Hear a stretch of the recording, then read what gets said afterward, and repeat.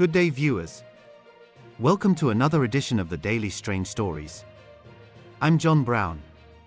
Our lead story for today: 8 people killed in another Umlazi mass shooting. Get the full details. On the evening of the 16th of May 2025, the community of Umlazi, a township south of Durban in KwaZulu-Natal, South Africa, was once again plunged into mourning.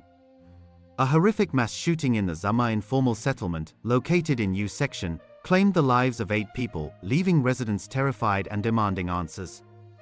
This is a story of a community gripped by fear, a relentless search for justice, and the haunting question of why such tragedies continue to occur.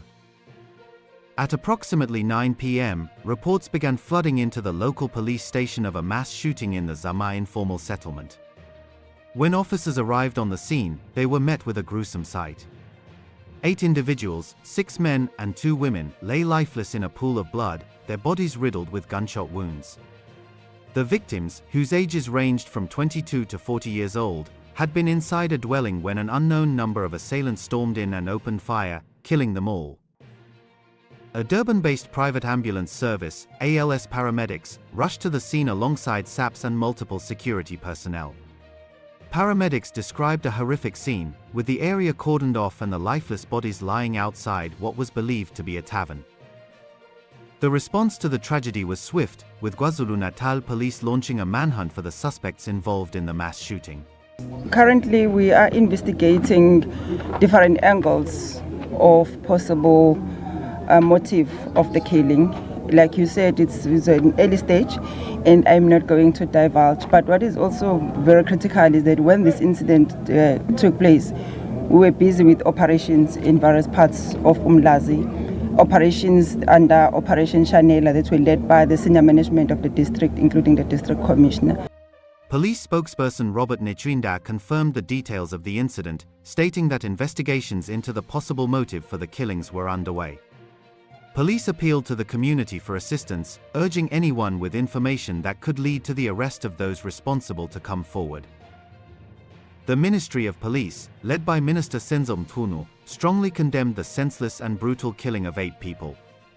A spokesperson for the ministry, Kamokelo Mokodzi, conveyed the minister's outrage, stating that such an act of barbarism had no place in South African society. Mthunu assured the public that a dedicated team of investigators had been assigned to pursue every lead, gather critical evidence, and bring the perpetrators to justice. Amidst the official response, stories of personal tragedy began to emerge. One terrified mother, Zibuyile Matondo, recounted her harrowing experience of surviving the mass shooting but losing her 19-year-old daughter in the process. Matondo described how she had hidden behind a sofa when the gunman opened fire from outside the house, escaping unharmed. However, her daughter, who had just returned from the shops, was not so fortunate. Matondo tearfully recounted how her daughter had fallen on her feet after being shot and died there.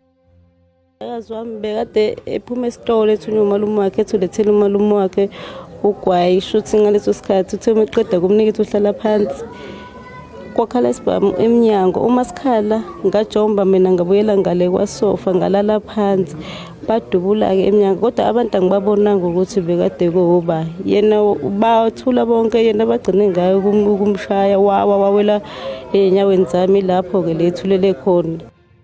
Engifisa ukubona ngiyathanda ukuthi ngathi abenzi besigameko bangagcina betholakele ngoba ingane ezifile azazi lutho kubenzincane ezamantombazana ngeke umuntu omdala umekuthuma unqabi uzoya lapho kodwa usungazi nawe ukuthi kanti usuyofa. Ngifisa nje sengathi bona bangatholakala ngoba ingane azinacala. Understandably, Matondo expressed her intention to flee the area due to safety concerns. She stated that she would not return to the transit camp after work, fearing that she might be the next target. Matondo revealed that they had been relocated to the transit camp in 2010 from the nearby Uganda informal settlements and were told that they would only be there for 6 months. However, more than a decade later, they were still living in the temporary accommodation, which she described as unsafe and easily penetrable. Ward 89 Councillor Mbongeni Mchedu confirmed that the residents had been moved to the area from 2009 as a temporary measure ahead of the 2010 FIFA World Cup. He acknowledged that the residents were still traumatized by the shooting and expressed concern that they no longer felt safe in their homes. Mchetu stated that a meeting would be necessary to address the residents' concerns and try to find possible motives for the killings in order to calm them.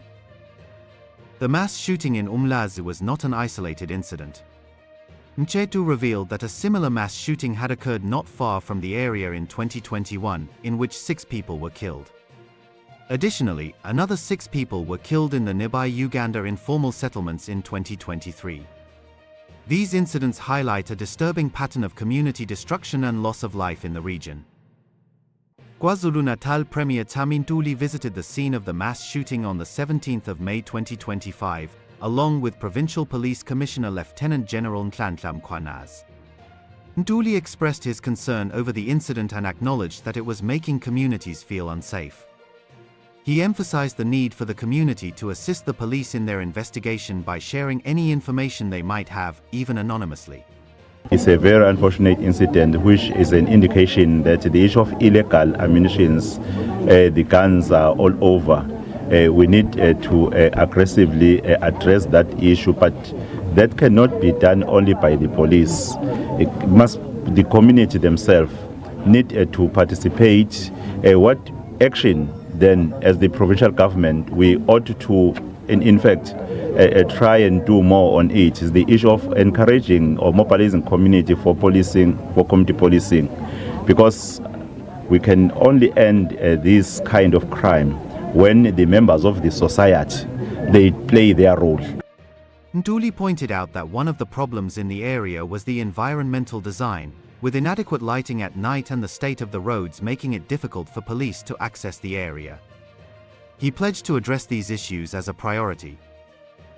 Ntuli also raised concerns about the integrity of community safety structures, noting that some individuals involved in these structures had been found to be participating in crime. He cited the example of a Metro police officer who had been arrested while participating in the pre-funeral celebrations of the life of an alleged criminal in the area. The mass shooting in Umlazi has raised serious questions about the state of crime and security in the region. The fact that such a tragedy could occur despite the presence of community safety structures and the efforts of law enforcement agencies suggests that there are deeper issues at play. Thank you for watching this news video. We'd love to hear what you think about this story, so please leave your comments below. We read them all and appreciate your insights. Join us again in our next strange story. Until then, goodbye.